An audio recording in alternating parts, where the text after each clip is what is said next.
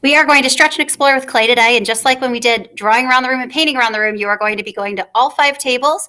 Each table has a paper that looks something like this that will explain what technique you're practicing at that table and some things that you can try down below that. We are not using actual clay today. We are going to use something called air dry clay.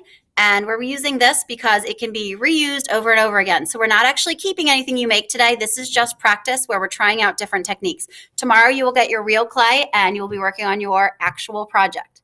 Let's see what we're doing at each table.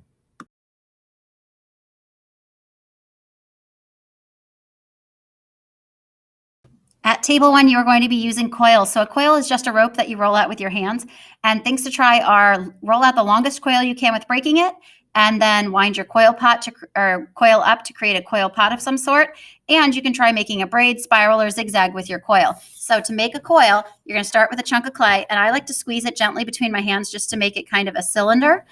Put it down on the table. You're going to use your 2 hands and just gently roll it back and forth. You're not trying to press super hard because then it'll get stuck to the table. And as you're rolling, I'm just moving my hands away from each other.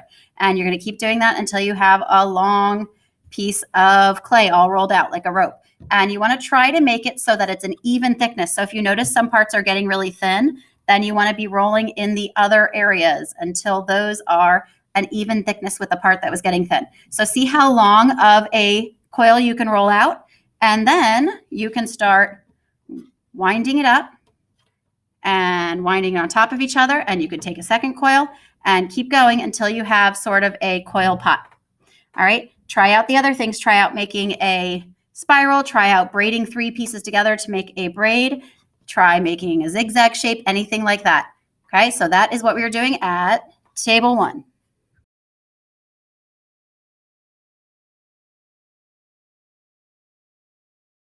At table 2, you are working on making a pinch pot. I'm sure you probably made one of these in elementary school. Once you have your pinch pot made, you can practice turning it into something else. You can turn it upside down and make it into a coral reef. You can make it into a monster or a fish, or you can make it into any kind of animal. So to make a pinch pot, you're going to take your ball of clay and sort of pass it back and forth between your hands so that you have a sphere. Stick your thumb down into the sphere, but not all the way through the bottom. You want to leave about this much thickness. And then you're just going to pinch between your 4 fingers and your thumb at the bottom of that hole. And I pinch a little, turn a little, pinch a little, turn a little.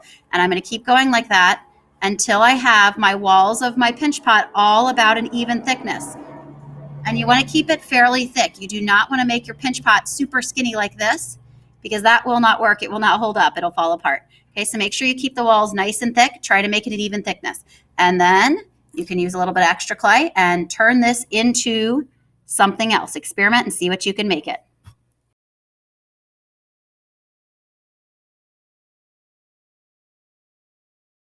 At table 3, you're working with slabs. So you're going to roll out a slab, try to make it an even thickness, and then curve it around to try to make a cylinder, and cut it into sort of a rounded off triangle shape, and curve it up to make a cone. So to roll out your clay, put it in the middle of a placemat. It'll stick to the table otherwise. Take your rolling pin, and you want to start in the middle of your clay, push down lightly, and go up towards the top. Go back to the middle, come back towards you. Turn it, go out to one direction, go out the other direction. And you just keep going like that in all directions until you have a nice, even slab rolled out. You don't have to make a big slab. You just have to roll out a little piece of clay. Okay, just try to focus on trying to keep it an even thickness. You want it about like a pancake or a nice thick chocolate chip cookie. Then you can practice rolling it up and making a cylinder shape out of it, or cut out your triangle shape and curve it around to make a cone.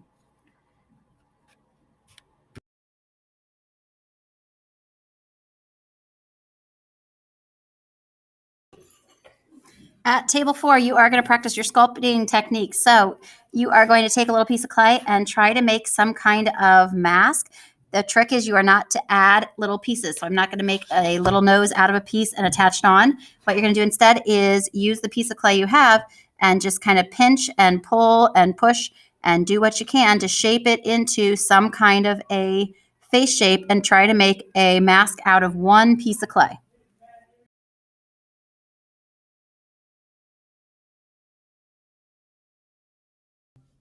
Last but not least, at table 5, you have a whole bunch of different clay tools to try out. Just try them out and see what each of these different tools can do with the clay.